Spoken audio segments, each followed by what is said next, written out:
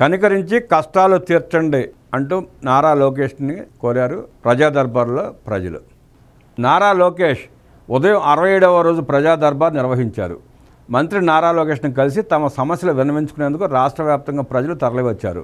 ప్రతి ఒక్కరిని స్వయంగా కలిసిన మంత్రి వివిధ సమస్యలపై వారి నుంచి అర్జీలు స్వీకరించారు.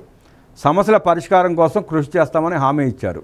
వ్యాపారంలో వాటా ఇస్తానంటూ కాకినాడకు చెందిన వైసీపీ మాజీ ఎమ్మెల్యే ద్వారంపూడి చంద్రశేఖర్ రెడ్డి అనుచరుడు కె రాజభాస్కర్ రెడ్డి 1,77,00,000 రూపాయల మేర మోసం చేశాడని విచారించి తగిన న్యాయం చేయాలని బాపట్లకు చెందిన దొప్పలపూడి విష్ణు మంత్రి నారా లోకేష్ను కలిసి ఫిర్యాదు చేశారు. వైసీపీ హయాంలో తనపై అక్రమ కేసులు నమోదు చేయడంతో పాటు చంపుతామని బెదిరిస్తున్నారని ఆవేదన వ్యక్తం చేశారు.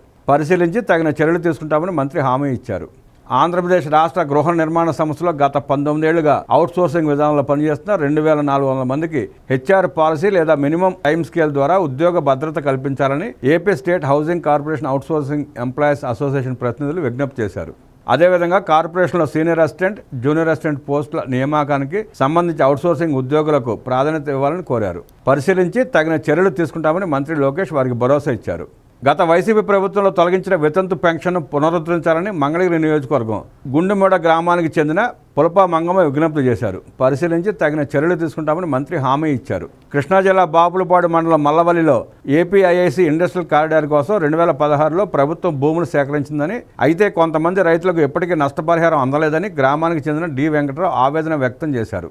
గన్నవరం మాజీ ఎమ్మెల్యే వల్లభనేని వంశీ అక్రమాల కారణంగా పరిహారం అందక తాము తీవ్రంగా నష్టపోయామని విచారించి తమకు పరిహారం అందేలా చర్యలు తీసుకోవాలని విజ్ఞప్తి చేశారు. పరిశీలించి తగిన చర్యలు తీసుకుంటామని మంత్రి భరోసా ఇచ్చారు. తమ 4 ఏళ్ల కుమారుడి గుండె శస్త్రచికిత్సకు సీఎంఆర్ఎఫ్ ద్వారా వైద్య సాయం అందించాలని కృష్ణా జిల్లా పెనమలూరు నియోజకవర్గం పెదపులిపాక గ్రామానికి చెందిన తిరుమాని విమలరాజు విన్నవించారు.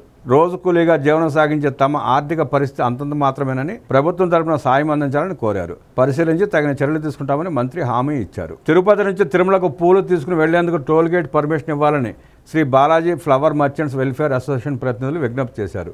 గత 30 ఏళ్లుగా పూల వ్యాపారం చేస్తున్నామని 2023 నుంచి తమకు అనుమతులు నిలిపివేశారని మంత్రి దృష్టికి తీసుకొచ్చారు. తగిన చర్యలు తీసుకుంటామని మంత్రి హామీ ఇచ్చారు. శ్రీకాకుళం జిల్లాలో మధ్యగూడెం ఎత్తిపోతల నిర్మాణాన్ని పూర్తి చేసేందుకు తగిన నిధులు మంజూరు చేయాలని హీర మండలానికి చెందిన గోళ్ల సింహాచలం విజ్ఞప్తి చేశారు. 2018లో ఎత్తిపోతల నిర్మాణ పనులు ప్రారంభించగా వైసీపీ హయాంలో బిల్లులు చెల్లించకపోవడంతో నిలిచిపోయాయని మంత్రి దృష్టికి తీసుకొచ్చారు. తగిన చర్యలు తీసుకుంటామని మంత్రి హామీ ఇచ్చారు. డిఆర్డీఏ, వెలుగు, చంద్రన బీమా కాల్ సెంటర్ సిబ్బందికి గత 2 నెలలుగా జీవీడబ్ల్యూవి, విఎస్డబ్ల్యూఎస్ విభాగం జీతాలు నిలిపివేసిందని, తమకు పెండింగ్ జీతం చెల్లించడంతో పాటు ఉద్యోగ భద్రత కల్పించాలని ఆంధ్రప్రదేశ్ సోషల్ సెక్యూరిటీ ఉద్యోగుల సంఘం ప్రతినిధులు విజ్ఞప్తి చేశారు. పరిశీలించి తగిన చర్యలు తీసుకుంటామని వచ్చిన అందరికీ హామీ ఇచ్చారు మంత్రి నారా లోకేష్.